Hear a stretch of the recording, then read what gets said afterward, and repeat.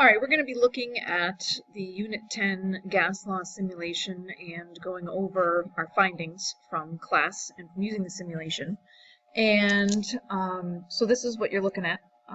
We will be talking about kinetic molecular theory very soon and talking about the idea that what we see the gas molecules doing here, the way we describe gas particles moving independent of one another, them bumping into container walls and then bouncing off and going in the opposite direction without losing energy, or bouncing off of one another without interacting or losing energy or sticking together.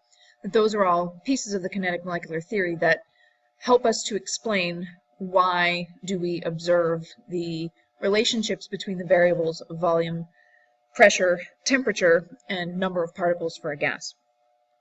So that's what the different problem statements are addressing, are the different gas laws that we can use to describe the gases and the relationships between those variables. So 4 variables, again, that were being manipulated in this simulation were volume, temperature, pressure, and number of moles. And again, number of moles has to do with the number of particles. And even though that exact measured value doesn't appear on the screen here, again, the more particles there are, obviously, the more moles there are, and so forth. Okay, so the first problem statement is looking at the relationship between pressure and volume of a gas. So looking at the pressure meter, looking at the change in volume, we can see that as we squish the particles into a smaller volume, the pressure increases. And so as we decrease volume, pressure increases. And if you think about it, notice the particles are moving exactly the same speed as they were in the larger volume. So I'll pull that up. So you're asked to comment on that. So the gas particles basically travel until they run into a container wall, and then they bump into it and turn around and go the opposite direction. So every time the particles hit the container walls, they exert pressure. And so the shorter the distance they have to travel, like in a smaller volume, again, see how the particles still moving the same speed, but now they're bumping into the container walls more frequently because they don't have as far to go to reach a container wall. Therefore, we see pressure increase. So what we've actually discovered here under problem statement 1 is Boyle's law, and the relationship between pressure and volume for a gas is that they're inversely proportional. So you'll notice that at higher volumes, so this sample data isn't going to match your data exactly because you just randomly set the volumes and measured the pressures. But the important thing to note is that higher volumes have lower pressures, lower volumes have higher pressures. Then we were asked to fill in this table over here. So if we multiply pressure times volume, we get, although it's not exactly the same number, it's reasonably constant, right? Or within one unit. If we divide the two, it's not really any pattern that we see here. Obviously, the numbers are getting smaller actually, but we notice that when we multiply pressure times volume, there's a constant value. And so that's going to be important when we look at Boyle's law and the equation for Boyle's law. As to why Boyle's law is able to be used to relate pressure and volume. Other thing to notice is whenever we talk about 2 of the variables, we're talking about Boyle's law or eventually Charles' law or Gay-Lussac's law. The 2 variables we're talking about are varying, but we're talking about the other 2 variables staying constant. So when I talk about varying pressure and volume, the temperature and the number of moles stayed constant.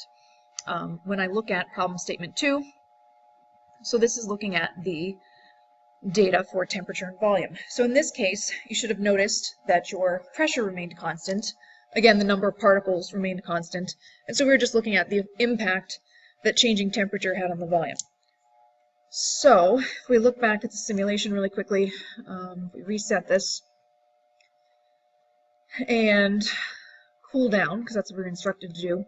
So what we will notice this time, though, with the particles, once they're cooled down, as we've discussed before, average kinetic energy is related to temperature. And so notice the particles are moving a lot more slowly. If we look up at these velocities, so average kinetic energy, average velocity, or root mean square velocity, these particles are moving a lot more slowly than if we heated it up and we're operating this at a higher temperature. So just to compare, right, so if it's 1382 for the velocity, we heat it up.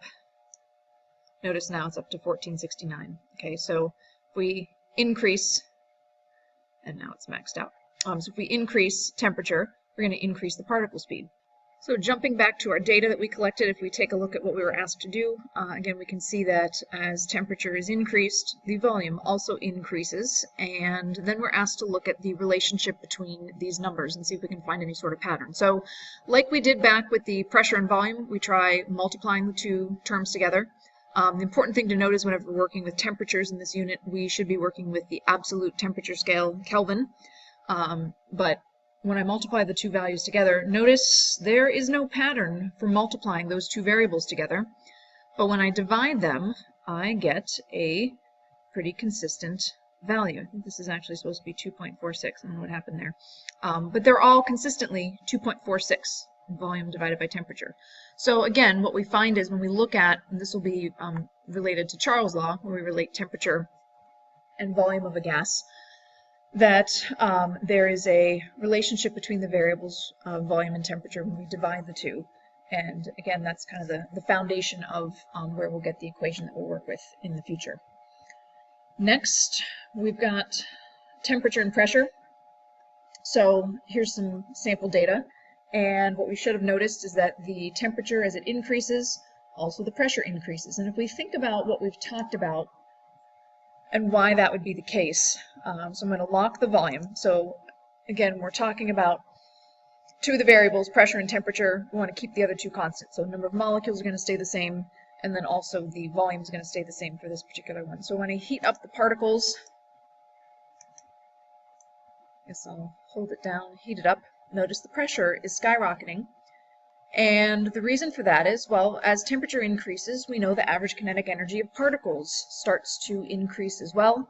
And if the particles move faster, well, lo and behold, they're bumping into the container walls more frequently. And if they can bump into the container walls more frequently, guess what? They're going to be exerting a greater pressure because that's how they exert pressure. So there's a relationship for, this is called Gay-Lussac's law, and this relates pressure and absolute temperature. And so notice with our values here, we have that same, directly proportional relationship. And again, in looking at the variables and some numbers involving them, when we multiply pressure times temperature, we don't get any sort of constant pattern. When we divide the two, though, we get a pretty consistent value. So notice something about what is a constant. This relationship between temperature and pressure has the same pattern, right? That when I increase temperature, I increase pressure. When I decrease temperature, I would decrease pressure. So when we divide those two variables, we get a constant value. And if you look back and think about it, the volume and temperature relationship also had that same pattern, right? When I increase temperature, volume increases. When I decrease temperature, volume decreases. And again, when I divided those two variables, that gave us the constant. That was the opposite, though, of what we saw for the pressure and volume relationship, because these two were inversely proportional, right? When volume went down, pressure went up. So kind of interesting to note the similarities between what we'll eventually see as equations is that when we have these, directly proportional relationships, like we see in problem statement 2 and 3, that the equations are actually going to look very similar as well. All right, lastly, we've got problem statement number 4. How do the moles of gas relate to its volume? And should kind of make sense. The more stuff you have, the more space it takes up. So if we do what we're asked to do, which is to, well, let's refresh this. If we lower the volume down to around 500 or a little bit below, then add more moles of gas, assuming that we dumped in, that one pump is like double the amount that was currently there. We'll notice the volume skyrockets up. Pressure remained the same, temperature remained the same, so keeping those two variables constant. So that should make sense, though. The more particles of a gas, the more space they're going to take up if they're at the same conditions. And that's really like a hugely important relationship to understand, but it's kind of a fundamental fact of matter, right? More particles are going to take up more space, even if we're talking about gases, but we're talking about under same conditions. So the next thing then we were asked to look at is, what does it matter what kind of gas particles we have? And the answer should be, no, it does not. So whether I have we were asked to jack this up to 1,000 liters, and we see there's a certain pressure, and temperature is going to stay constant for this whole thing. So if I have this number of gas particles of A, I get a pressure of 0.96 atmospheres. If I double the amount of A that's in there, Well, you get roughly double the pressure. Again, I'm not sure how closely this thing added exactly double the number of particles, but you get pretty much double the pressure. You double the number of particles. And think about that. Particles exert pressure by hitting the container walls. So if I now have double the particles hitting the container walls, I'm going to end up with double the pressure. Similarly, if I were to evacuate this, there it goes. Let some more out. There we go. So if I put in a pump of A and B, again, I've got half A, half B particles. Well, again, it makes no difference, apparently. If I have that same total number of particles, the pressure is the same. So these particles are all exerting the same pressure because, again, same number of particles hitting the container wall, same number of times, you end up with the same pressure. And whether we, evacuate it again and just use the, all gas B. Where is it? Gas B. Oh, it's not doing anything. There it goes. There's one pump. Oh, our volume has been lowered back down again. Let's fix that. There's the double pump.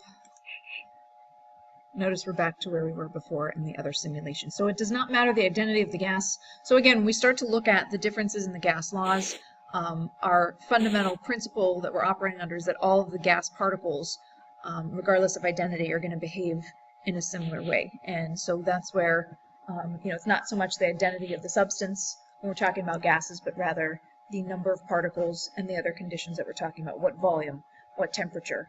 And then, of course, we can measure pressure related to that. So that is your simulation sheet. So check off your work. Actually, you can pull up this just so you can look at my numbers for this last segment. But we will, and again, these numbers are a little bit different. I did this on a different version of the simulation, but you get the idea. You see the same pattern. So that is the gas law simulation, and we will talk about kinetic molecular theory the next day.